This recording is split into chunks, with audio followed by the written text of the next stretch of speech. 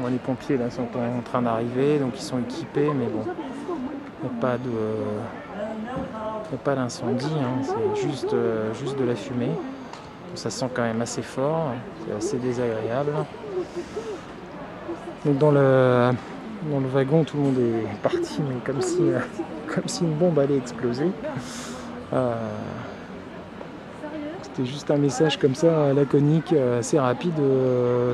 Veuillez évacuer le train immédiatement pour des raisons de sécurité. Et donc tout le monde est sorti comme un seul homme, ce qui peut se comprendre. Donc les pompiers sont en train d'arriver, ils regardent un petit peu dans toutes les directions, mais visiblement il n'y a pas de feu.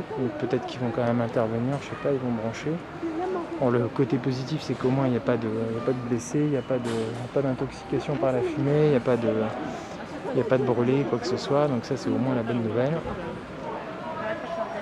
Et donc il est 7h moins le quart, donc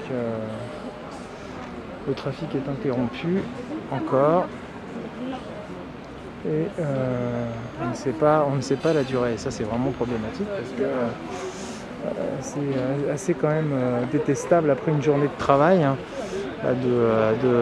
d'être coincé quelque part sans savoir à quel moment on va pouvoir enfin rentrer chez soi. C'est vraiment catastrophique et frustrant. Ça fume encore, donc c'est quand même assez... ça fume encore un petit peu. On voit s'il y avait un barbecue à l'intérieur du RER.